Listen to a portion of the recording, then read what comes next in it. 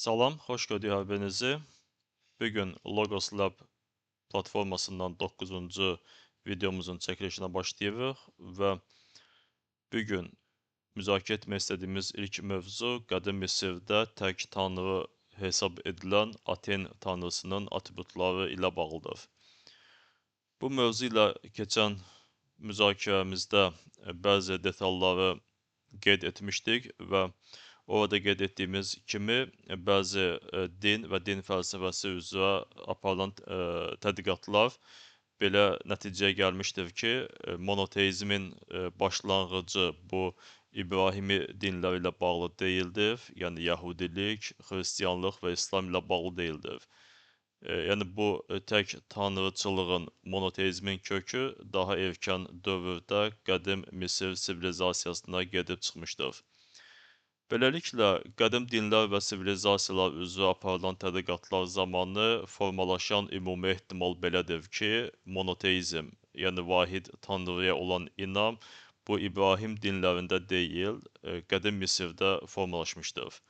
Amma burada diqqət yetirək, yəni burada dəqiq bir faktın irəli sürülməsi qeyri-mümkündür. Yəni biz yalnız ehtimallar üzərindən çıxış eləyə bilərik. Yəni bizim yanıla bilmə ehtimalımız da təbii ki, mümkündür. İstənilən halda, yəni fikrimizi davam etdirsək, burada Aten tanrısından biz bəhs edirik. Yəni qədim Misirdə Aten tanrısına olan inamdan bəhs edirik. Aten tanrısının yerin və göyün tək sahibi, bütün dünyada balansı və təhlükəsizliyi qoruyan, hər şeyə qadir olan, hər şeyi bilən, gözə görünməz kimi atributlara malik olması məlumdur. Amma bunlar təsadüf sayıla bilərmi? Yəni çünki biz bu atributları müasir qlobal sivilizasiyada İbrahimi dinlərdə də müşahidə edə bilirik. Yəni həm məsələn, xristianlıqda və ya İslamda əgər biz Tanrıdan danışırıqsa, Tanrı indi adını qeyd etdiyimiz, yəni sadaladığımız atributlara malik olan bir fövqəli təbii qüvvə kimi qəbul edilir. Amma eyni yanaşmanı biz qədim Misir sivilizasiyasında Aten tanrısına olan münasibətdə də görə bilirik və məhz burdan biz çıxış eləsək, qeyd edə bilərik ki, dinlərdə təsadüf mövcud deyildir.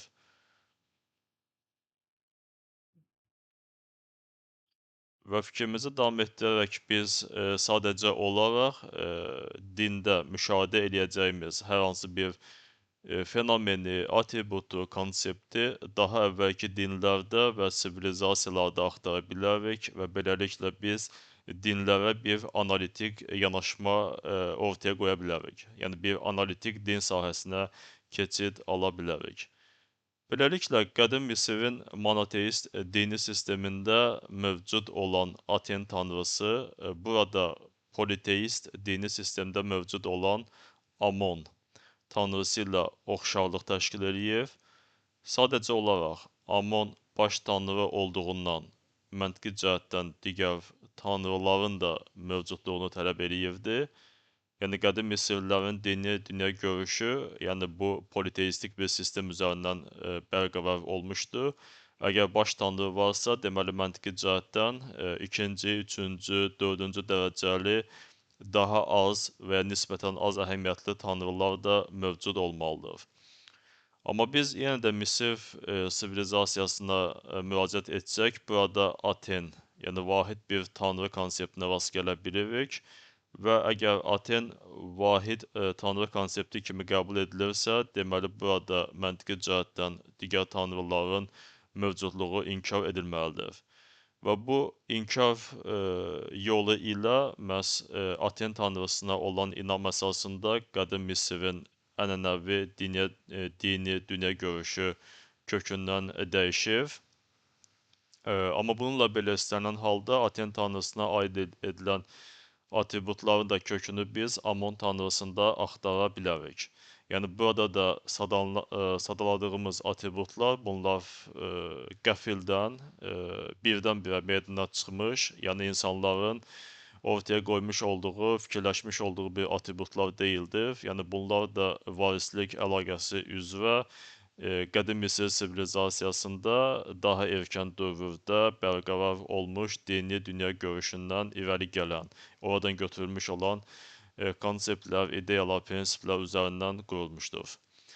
Beləliklə biz Qədim Misirin eradan əvvəl 2400-2300-cü illərə aid edilən ən qədim yazılarına baxsaq, yəni bu yazılar piramida mətnləri adlanır.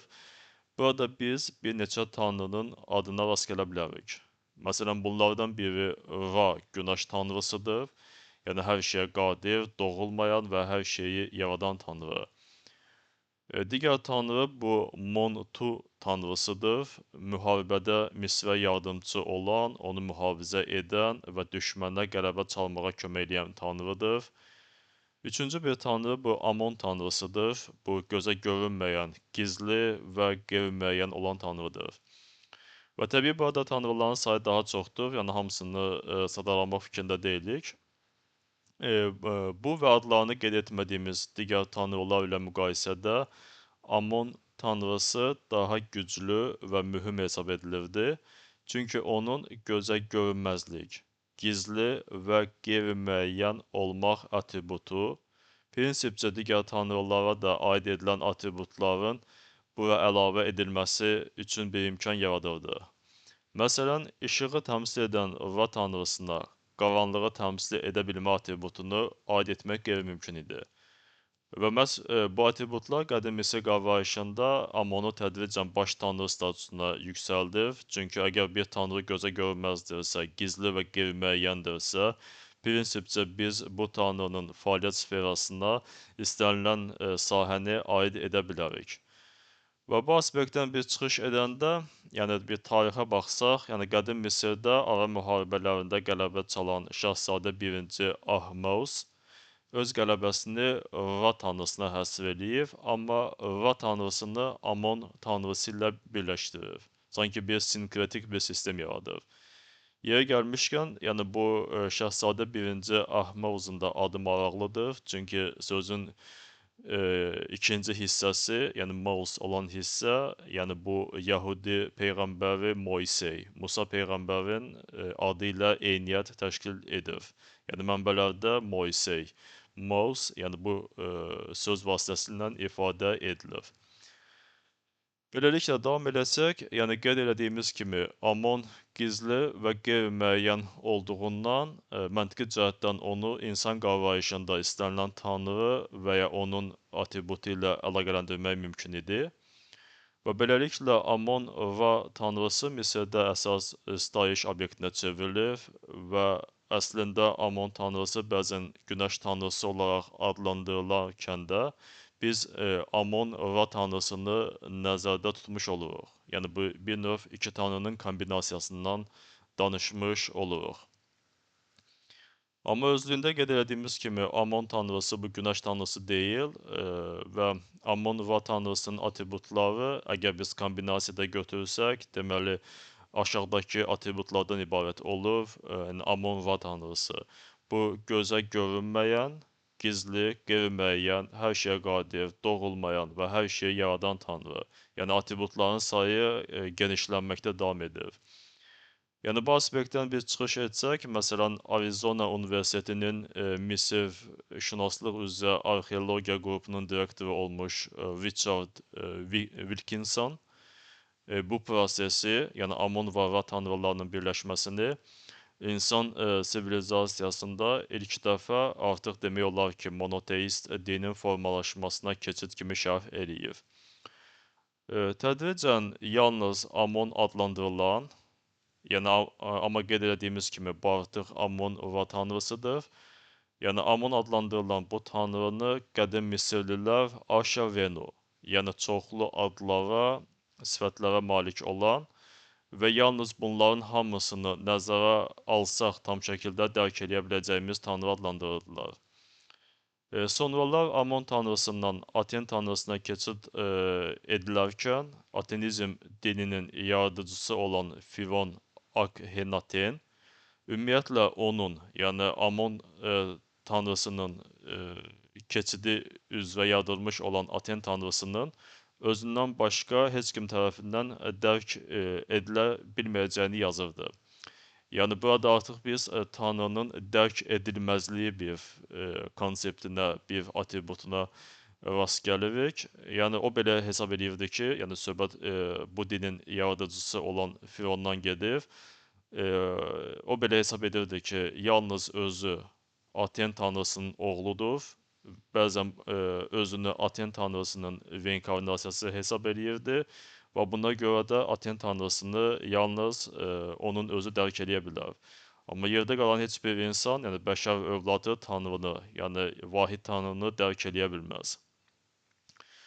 Yeri gəlmişkən, yəni xristianlıqda İsa peyğəmbərin də, İsus Xristosun da Tanrının oğlu olması ideyası, yəni bu kontekstdə maraq kəsb edir. Yəni biz ateizmdə Fironu Aten tanrısının oğlu olması ideyasına rast gəlirik. Daha sonra xristianlıqda bu İsus Xristosun, yəni İsa peyğəmbərin Tanrının oğlu olması ideyasının bir növ təkrarlanmasına şahidlik edirik. Yəni maraqlı bir müqayisə aparmaq olar. Beləliklə fikrimizi davam etdirsək, yəni qeyd etdiyimiz kimi qədim Misirdə müharibələrdə çalınan qələbənin Amon Ra tanrısına həsr edilməsi müharibədə onlara yardımçı olan, düşmənə qələbə çalmağa kömək edən və Misiri mühafizə edən Montu tanrısının da Amon tanrısında əvrilməsinə gətirib çıxarır. Yəni artıq kombinasiya edilən tanrıların sayı getdikcə tədricən çoxalmağa başlayır. Və nəticə etibarilə Amon sadəcə olaraq gözə görünməyən, gizli, qeyri-müəyyən, hər şeyə qadir, doğulmayan, hər şeyi yaradan, dərk edilməz deyil, həm də müharibə zamanı Misirlilərə köməyə gələn və düşmənləri cəzalandıran, kasıbları, kimsəsizləri müdafiə edən tanrıya çevrilir. Məsələn, Oxford Universitetinin şərqşünaslıq fakültəsində çalışan Misirşünas Geraldine Pinch indi qeyd etdiyimiz bu fikirləri müdafiə edir. Və daha sonralar, yəni qeyd etdiyimiz kimi Amon tanrısından Aten tanrısına keçid edilən zaman, yəni Amonun bütün atributları Aten tanrısına transfer edilmiş olur. Və fikrimizə davam etdirək, yəni qədim Misirdə Amon tanrısına sitayiş bu minilliklər ərzində həm etanizm dini meydana çıxmazdan əvvəl, həm də bu din yox olduqdan sonra demək olar ki, həmişə mövcud olmuşdur. Yəni söhbət qədim Misir sivilizasiyasından gedir. Yəni müasir Misirdən danışmırıq. Məsələn, eradan əvvəl 666-cı ildə Assuriya kralı Aşurbanipalın Misirə hücumu zamanı Amon kultunun bütün Misirdə geniş yayılması, yəni bu tarixdə məlum faktdır. Və qədim Yunan politeizmində baş tanrı Zevs və qədim Romada baş tanrı Yupiterin öz başlanğıcını məhz bu Amon kultundan götürməsi ehtimal edilir. Hətta bugün Yahudilərin, Xristianların və müsəlmanların dini ibadət və ya moizə zamanı istifadə etdikləri Amin sözünün də Amon tanrısının adından gəlməsi ehtimalı böyükdür. Belə ki, Amin sözü Yəhudi dilindən tərcümədə bu həqiqət, əminlik və ya təsdiq mənalarını verir və dini ibadətlərin və ya moizənin sonunda amen deməklə, yəni bir növ doğrudur, elədir ki, var və ya təsdiqləyirəm kimi mənalar ifadə edilmiş olur. Daha sonralar Yahudilikdən Xristianlığa və İslama keçən bu söz burada da eyni mənaları ifadə edir, amma çox bir ehtimal ki, yəni qədim Misirdə Amon kultunun geniş yayıldığı zamanda məbədlərdə Amon tanrısının adından danışan kahinlər və onları dinləyən dindarlar tərəfindən işlədilən Amun sözü Amon tanrısının sözləri doğrudur və ya bu sözləri təsdiqləyirəm mənasını ifadə etmişdir. Bu ehtimalı təsdiqləyən hipotez, yəni Yəhudiliyin yaradıcısı olan Musa peyğəmbər Moiseyin əslində Atena tanrısının məbədinə mənsub kahin olmasıdır və eradan əvvəl 1336-cı ildə Firon Akhenaten öldükdən və ya hakimiyyətdən uzaqlaşdırıldıqdan sonra onun yaratmış olduğu Aten tanrısına olan inanc yeni Firon tərəfindən qadağan edilir və bütün Aten məbədləri qapatılır və Yəhudi inancında da Musa peyğəmbərin yaşadığı illər məhz bu dövrə. Yəni düzdür, burada müxtəlif versiyalar vardır. Biz keçən dəfə bu haqda danışdıq, amma bir versiya, yəni Moiseyin, Musa peyğəmbərin yaşadığı dövr, bu eradan əvvəl 1391-1271-ci illəri əhatə edir. Yəni ateizmin qadağan edildikdən sonraki dövrlərə təsadüf eləyir. Amma istənilən halda ateizm ilə yəhudilik arasında oxşarlıqlar çoxdur. Hətta Akhenaten tərəfindən Aten tanrısının şərəfinə yazılmış olan himnlər, yəni şeirlər, yəhudiliyə məxsus psalm yazılarının 104-cü hissəsində çox oxşar ardıcıllıq və məzmun ilə təkrarlanır. Yəni bu da bir cəhətdən, yəni indi adını qeyd etdiyimiz və haqqında bəhs etdiyimiz hipotezin doğru ola bilmə ehtimalını yüksəltmiş olur. Amma istənilən halda bu ehtimaldır, bunun yalan ola bilmə, yəni bizim yanıla bilmə imkanlarımız, ehtimalımız həmişə vardır. Amma bir alternativ bir yanaşma, bir dinlərə analitik yanaşma baxımından maraq kəsb edən sahələrdir. Okey, bugün müzakirə etmək istədiyim digər məsələ bu zihnin oyadılması niyə lazımdır və bu insanın gündəlik həyatına və ya mental sisteminə pozitiv istiqamətdə necə təsir göstərə bilər. Zihnin oyadılması, yəni bu müxtəlif ezoterik təlimlərin əsas məqsədidir. Yəni burada biz ezoterik təlimlər deyəndə ilk növbədə məsələn, əgər biz Hind fəlsəfəsinə müraciət etsək, burada yoga sisteminə müraciət edə bilərik və ya Buddizm göz önünə gələ bilər. Amma istənilən halda, əgər biz fəlsəfi aspektdən yanaşmasaq, yəni bu sistemlərin hər birinə bir dini sistem kimi yanaşsaq, deməli, həm yoga sistemində, həm Buddizmin müxtəlif cəryanlarında əsas məqsəd, yəni insanın zehninin oyanması vasitəsilə insanın maddi sistemin buxovlarından azad olması ideyası dayanır.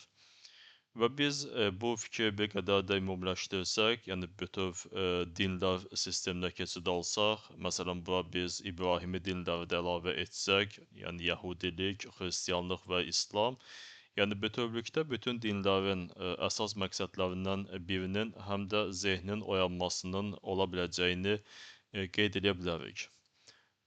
Düzdür, İbrahimi dinlərdə bir növ insanların əsas məqsədlərindən biri kimi ibadət, yəni yaradıcıya, Tanrıya olan ibadət ideyası sanki daha qabarıqdır. Yəni istər kilsədə ibadət, istər namaz qılan zaman əsas məqsəd ibadət olduğu qeyd edilir. Amma qeyd etdiyimiz, məsələn, Buddizm, yoga və digər şərq təlimlərində, yəni adını qeyd etdiyim istiqamətdə olan şərq təlimlərində əsas məqsəd bu ibadət deyildir, zehnin oyadılmasıdır. Və bunun üçün müxtəlif texniklərdən istifadə edilir, yəni üsullardan, metodlardan istifadə edilir. Bunlardan ən deyək ki, tanış olanı, yəni geniş oxucu və izləyici auditoriyası üçün tanış olanı, məsələn, bu meditasiyadır. Yəni meditasiya vasitəsilə insan bir növ meditativ şuur səviyyəsini əldə etmiş olur ki, bu da son məqsəddə zehnin oyanmasını gətirib çıxarır. Məsələn, bu Hind dünya görüş çərçivəsində zehni oyanmış insanın moksha vəziyyətinə çata biləcəyi, yəni insanın bütün maddi sistemin buxovlarından xilas ola biləcəyi anlamına gəlib çatır və bu insanlar arxat, yəni azad insan kimi xüsusi bir kateqoriyada ümumiləşdirilir. Və biz bu dünya görüş sistemi ilə, məsələn, İbrahimi dinlər arasında da bir paralellər aparsaq, yəni biz qeyd edə bilərik. Yəni bir xristianın kilsədə ibadət etməsi, bir müsəlmanın namaz qılması, yəni bunun əsas istiqamətlərindən biri kimi həm də insanların, yəni dindar insanların, ibadət edən insanların zehinlərinin oyadılması, oyanması olmalıdır. Yəni bu yaradıcıya olan təşəkkür, yaradıcıya olan ehtiramdan başqa, həm də individual planda zehinlərin oyanması ilə xarakterizə olunmalıdır. Bunun bir elm tərəfinə keçid alarıqsa, yəni bir analitik aspektdən məsələyə yanaşarıqsa, elmə görə əgər zehin mövcuddursa, zehin birbaşa olaraq neyrodinamik aktivlikdən asılıdır. Yəni beyində nə baş verirsə, yəni mərkəzi sinir sistemində hansı aktivlik müşahidə edilirsə, ona müvafiq olaraq insanın zehnində də paralel proseslər baş verir. Yəni bir növ əgər səbəb-nəticə prizmasından yanaşsaq, insan beyni bu səbəbdir, insanın zehni fəaliyyəti bu nəticədir. Yəni beyində baş verən proseslərin, neurodinamik aktivliklərin nəticəsidir. Amma elmdə çox qabarıq olmayan, yəni üzərində xüsusi dayanılmayan bir məsələ, yəni zehnin özünün də əks əlaqə olaraq beyinə, yəni neurodinamik aktivliyə olan əks təsiridir. Yəni ola bilməz ki, insan zehnində hər hansı bir proseslər cərəyan etsin, məsələn, hər hansı bir fikir cərəyan etsin və xüsusilə bu fikir qalıcı, davamlı bir xarakter daşısın və bu insanın neyronal sistemində, beyin vəziyyətində heç bir effekt yaratmasın. Yəni bu prinsipcə qeyri-mümkündür. Deməli, başqa sözlə, yəni biz əslində elmin təqdim etdiyi, neyro elmin təqdim etdiyi, yəni beyin, zehin arasında səbəb-nəticə əlaqəsindən daha çox beyin və zehin sistemlərini qarşılıqlı asılı olan, bir-birinə təsir və əks təsir göstərən və ayrılıqda mövcud olması qeyri-mümkün olan sistemlər kimi nəzərdən keçirə bilərik. Yəni bu aspektdən biz çıxış edəriksə, onda insan zehni əslində həm də özünü yaratmış olur. Yəni beyin insan zehninə təsir göstərir, zehin əks təsir olaraq beyin fəaliyyətinə təsir göstərir və ikinci tərtibdən olan proseslər zamanı beyin artıq yenidən yeni qəbildən olan zehni fəaliyyətlərin yaranmasını şərtləndirir. Yəni bütöv bir mənzərədən çıxış edəriksə, bu artıq həm də zehnin beyin vasitəsilə özünü formalaşdırması, özünü təkmilləşdirməsi anlamına gəlmiş olur. Və burada xüsusilə vacib bir məqam, yəni insan beyni də bu statik bir sistem deyildir. Yəni beynin də çoxlu sayda, yəni ilk baxışda ağlımıza gəlməyəcək, təsəvvür edə bilməyəcəyimiz qədər çoxlu sayda müxtəlif versiyalarının, variantlarının ola bilməsi ehtimalı var. Yəni insan beyninin deyil, daha çox insan beyninin vəziyyətinin, yəni brain state deyirlər ingilis dilində. Yəni biz beynin quruluşuna baxarıqsa, yəni insan beyni bu 1,1 trilyon hüceyrədən ibarətdir, amma neyronal aktivlik üçün vacib olan, xüsusi əhəmiyyət kəsb edən bu təbii ki, neyronlardır. Yəni bütün zehin, yəni mental sistemin formalaşmasının əsasında dayanan bu maddi sistem, maddi substansiya bu neyronlar arasında olan informasiya mübadiləsidir. Və bu neyronların da sayı 100 milyard olduğu hesab edilir və 100 milyard neyrondan əgər biz bir neyronu götürmüş olarıqsa, yəni bu bir neyron potensial olaraq 5000 digər neyron ilə kommunikasiya saxlaya bilmə, yəni sinaptik əlaqələr sisteminə daxil ola bilmə potensialına malikdir və hər bir halda neyron ya aktivləşə bilər, ya da aktivləşməyə bilər. Yəni bütöv bu prosesin hamısını nəzərə almış olarıqsa, onda riyazi hesablamalara əsasən, yəni bir insan beyninin ola bilmə vəziyyətlərinin riyazi hesablanması bu deməli bir ardınca milyon sıfırdan ibarət, yəni belə bir böyük bir ədədin vasitəsilə ifadə edilə biləcəyi bir beyin vəziyyətləridir. Deməli, istənilən halda insan beynində əgər bir fikir aktivləşərsə, bu bir istiqamətdə olan beyin vəziyyətlərinin yaranmasını gətirib çıxarır. İkinci bir fikir alternativ vəziyyətdə olan beyin göstəricilərini ortaya qoymuş olur və sairə və ilaxır. Və müzakirəmizin əvvəlinə qayıtmış olarıqsa, deməli, əgər insan zehni oyanmış olarsa, yəni yeni bir zehin vəziyyəti əldə edilmiş olarsa, deməli, bu əslində insan beynində neyronlar arasında yeni bir konfiqurasiyanın formalaşması deməkdir. Yəni bu konfiqurasiya beyində yeni istiqamətdə olan proseslərin baş verməsi, yəni bu Əgər ümumi şəkildə qeyd edəriksə, məsələn, beynin kimyasının dəyişilməsinə səbəb ola bilər. Yəni beyində bioelektrik siqnalların ötürülməsi, yəni orada olan alqoritmlərin dəyişilməsinə təsir göstərə bilər. Və əslində elmi cəhətdən də təsdiq edildiyi kimi, yəni uzun illər ərzində meditativ təcrübə ilə məşğul olan insanlar, məsələn, Tibet buddistlərinin beyinlərinin müasir elmi cihazlar vasitəsilə öyrənilməsi zamanı, yəni bu insanların beyinləri, yəni adi insanların, yəni heç bir meditativ təcrübəsi olmayan və ya bu təcrübənin az olduğu insanların beyin vəziyyətindən fərqlənməsi təsdiq olunur. Başqa sözlə, əgər biz meditativ təcrübəyə malik olan buddist monaqlarının zehnini oyanmış zehin kimi qəbul etmiş olarıqsa, və onların beyinlərinin də vəziyyətlərinin artıq həmin zehin vəziyyətinə uyğunlaşaraq yeni bir vəziyyət əldə etmiş olduğunu hesab edəriksə, deməli əslində oyanmış zehin həm də oyanmış bir beynin formalaşması, bir beyin vəziyyətinin formalaşmasına gətirib çıxarmış olacaq. Başqa sözlə, yəni ümumiləşdirsək bugünkü müzakirəmizi bu istiqamətdə, deməli hər bir halda, yəni bizim edəcəyimiz ibadət və yaxud qazanacağımız meditativ təcrübə, yəni bunun insan beyni üçün vacib, olduqca vacib bir funksiyası vardır və bu uzun müddətli perspektivdə əgər zehnin oyanmasını gətirib çıxarmış olarsa, deməli bu hər bir insanın, hər bir individual insanın oyanmış beyin vəziyyətinin formalaşmasına gətirib çıxarmış olacaqdır.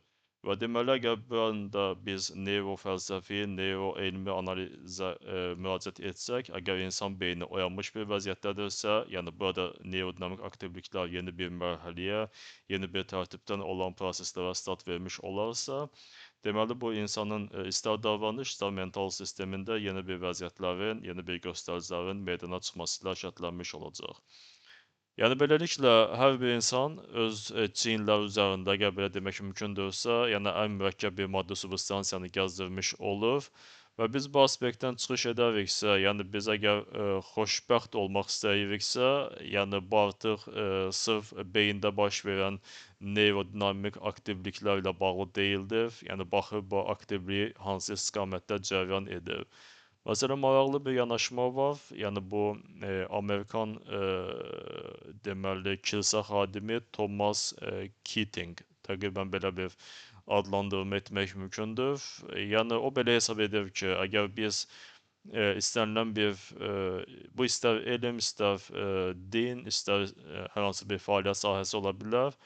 Əgər hər hansı bir şeydə həyata dair dərin bir düşüncə, refleksiya aktı yoxdursa, yəni bu demək olar ki, həmişə insanın xoşbəxt olmamasına, yəni insanın əzab çəkməsinə gətirib çıxaran bir proqram sistemi kimi qiymətləndirilə bilər.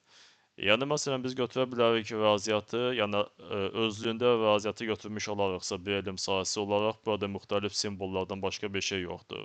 Yəni fizika bu baxımından, yəni kimya bu baxımdan və sair bilaxır. Və yaxud istənilən bir iqtisadi proqram götürə bilərsiniz. Yəni əgər məqsəd sadəcə olaraq insanın varlanması, maddi sərvətin artırılmasıdırsa, yəni bu da həyata dair bir dərin düşüncə, refleksiya aktını özündə ehtiva etmiş olmur. Əgər bu aspektdən çıxış edəriksə, ola bilər ki, insan alim ola bilər, yəni elmi bilikləri tədricən arta-arta gedə bilər, amma bu insanın xoşbəxt olması demək deyil. İnsan ola bilər, yəni iqtisadi sferada çox gözəl bir layihələrə start verə bilər, maddi sərvətini artıra-artıra gedə bilər, amma istənilən halda, yəni bu aktivlik ilə onun həyata baxışı, yəni həyatı dərindən dərk etmək, refleksiya etmək, dərin düşüncələrə dalmaq ilə heç bir kombinasiya, heç bir bağlantı yoxdursa, yəni bu demək olar ki, bütün hallarda insanın xoşbəxt olmasına gətirib çıxarmayacaq və s. Və burada siz deyə bilərsiniz, yəni bu dərin düşüncə, refleksiya, yəni hansı sahələrdə vardır? Yəni biz bunu elmdə axtarmalıyıq, dində axtarmalıyıq, yoxsa başqa bir sahədə? Yəni istənilən bir dərin düşüncə, refleksiya aktı, yəni bu insanda bir növ yəni bu elmdə təbii ki, təzahür edə bilər. Yəni bir elmin üzərindən meta elmə, elmin fəlsəfəsinə keçid almaq mümkündür. Yəni elmdən öyrənilmiş olan biliklər sadəcə praktik məqsədlərin realizasiya edilməsi ilə deyil, eyni zamanda həyatın dərk edilməsi, yəni həqiqət nədirsə ona çatmaq üçün istifadə oluna bilər. Bu da bir dərin düşüncə, refleksiya aktıdır. Və yaxud bu təbii ki, dində ola bilər. Yəni din özü özlüyündə bütün dinlər demək olar ki, hamısı həyata dair dərin refleksiya, düşüncə sahəsidir. Yəni bu aspektdən biz çıxış edəriksə, əgər dinlər siyasətə, iqtisadi məsələlərə, dünyəvi məsələlərə çox nüfuz etməzsə, yəni yerdə qalan bütün fəaliyyət sahəsini nəzərə alsaq, yəni bu insanın xoşbəxt olması ehtimalını artıran bir fəaliyyət sahəsi ola bilər. Amma ola bilər ki, insan ciddi şəkildə nə elmlə məşğul olmaz, nə olar, nə dinlə məşğul olar. Yəni bunların hər ikisindən uzaq bir sahədə fəaliyyət göstərə bilər. Əgər insan sadəcə məsələn səmaya baxa bilər, yəni başının üzərindəki göyə baxa bilər, ulduzların düzülüş qaydası, onların formalaşma, belə deyək, ardıcıllığı, ümumiyyətlə kainatdır, insanın mənşəyidir və sairə haqqında dərin düşüncələrə dala bilər və bu düşüncələrin özü, yəni onun cavabının nə elmdə, nə də dində axtarılması deyil. Bu düşüncələrin özü insanda dərin düşüncə, dərin refleksiya aktının olması ilə xarakterizə oluna bilər. Və bütün bu aspektlərdən biz çıxış etsək və adını qeyd etdiyimiz xristian teoloqu Thomas Kittingin də fikirlərini əlavə etmiş olarıqsa, yəni bu artıq insanın xoşbəxt ola bilmə ehtimalını artırır. Yəni insan əsas olaraq həmin refleksiya aktını öz zehnində, öz beynində tərbiyə etdikcə, yəni bunu bir vərdişə çevirdikcə insanın xoşbəxt ola bilmə ehtimalı yüksəlir. Yəni belə, bu gündən müzakirə etmək istədiklərimiz bu qədər. Yəni suallarınız olarsa ünvanlaya bilərsiniz. Diqqətinizə görə minnətdaram. Hələlik.